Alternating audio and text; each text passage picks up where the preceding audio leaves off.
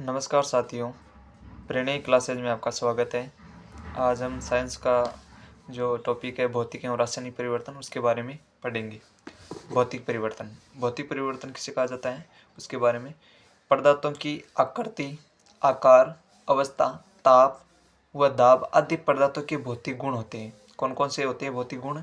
जैसे पदार्थों की आकृति हो जाए, आकार, अवस्था, ताप और दाब आदि भौतिक गुण होते हैं। वे परिवर्तन जिनमें केवल पदार्थों के भौतिक गुण बदलते हैं उसे क्या कहा जाता है? उसे भौतिक परिवर्तन कहा जाता है। भौतिक परिवर्तन इसे उत्क्रमणीय परिवर्तन भी कहा जाता है। सबसे मोस्ट है, यह भी पशु प्रीचर में और अनेक पेपर में पूछा जाता है। इसकी मुख्य विशेषता क्या है? भौतिक परिवर्तन की मुख्य विशेषता यह है, ये परिवर्तन अस्थायी एवं उत्क्रमणीय होते हैं। ध्यान रखना, ये परिवर्तन क्या होते हैं? अस्थायी एवं उत्क्रमणीय होते हैं। ऐसे परिवर्तन में कोई नया पदार्थ नहीं बनता है। ये परिवर्तन विपरीत दिशा में भी चलते हैं। ऐसे परिवर्तन में कोई नया पदार्थ नहीं बनता है। जैसे किसी कागज को फाड़ने से, उसके या टुकड़े करने से वो कागज ही रहता है, उसमें कोई परिवर्तन नहीं होता है।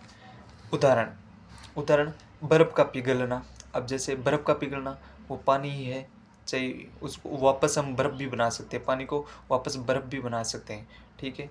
मोम का पिघलना, घी का पिघलना, एल्यूमिनियम को फीटर को उसका पतला पत्र बनाना, बल्ब का प्रकाशित होना, नमक का जल में घुलना, ब्लेड को ज्वाला पर गर्म करना, जल से वाष्प का बनना, भाप का जल में बदलना, गेहूं के दाने को पीसकर छोटे आकार में बदलना, कागज को फाड़ना। अब जैसे कागज के टुकड़े कर दिए लेकिन वो कागज ही रहा, उसका कोई परिवर्तन, उसमें कोई परिवर्तन नहीं हुआ है। और मोस्ट है ये क्रिस्टलीकरण, जो अभी पशु परिचर में भी पूछा गया था। अब हम दूसरा टॉपिक पढ़ेंगे उसी के, रासायनिक परिवर्तन। अब रासायनिक परिवर्तन का एक साधारण से हम बोल सकते हैं कि इसमें जलाना, दहन होना, ऐसी क्रियाएं होती है, सब परिवर्तन होता है।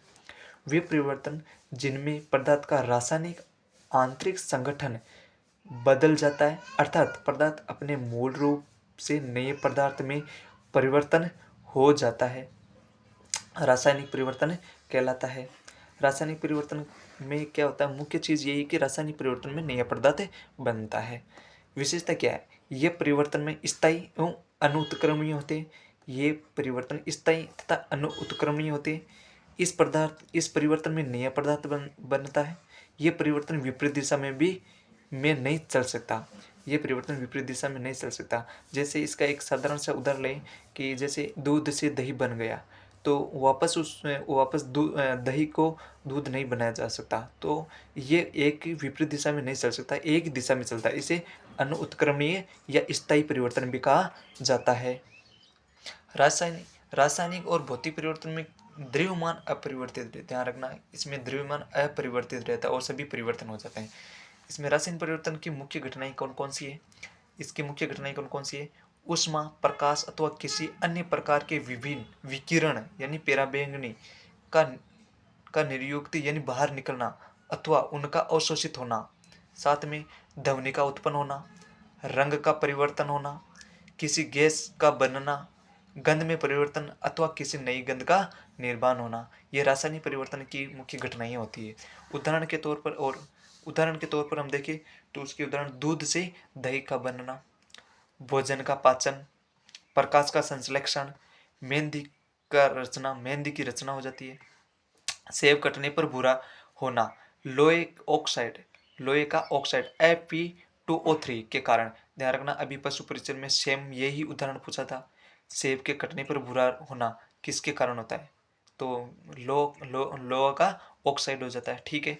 सोडियम को पानी में डालने पर सोडियम हाइड्रोक्साइड तथा हाइड्रोजन गैस का बनना, चूने के पानी CaOH2 का दूधिया होना, स्टार्च या आलू पर आयोडीन की कुछ बूंदें डालने पर नया पदार्थ बैंगनी रंग का बनना, मैग्नीशियम फीते को जलाने पर प्राप्त मैग्नीशियम ऑक्साइड एक नया पदार्थ है, लोहे पर जंग लगना। अब लोहे पर जंग लगना ये मुख्य इस पे किसके कारण होता है? ऑक्सीजन प्लस जलवाष्प के दोनों के साथ में ही लोहे पर जंग लग जाती है। मोम का जलना और इसमें एक मुख्य है, ये है स्टेनलेस स्टील। ये अभी पशु परिचय में ही पूछा गया था। मतलब जो ये इसकी एक ट्रिक है कॉलोनी, इसमें कौन कौन सी मतलब जो मिश्र धातु होती है, कार्बन, क्रोमियम, लोहा, निकिल, मैंगनीज, ये। Thank you.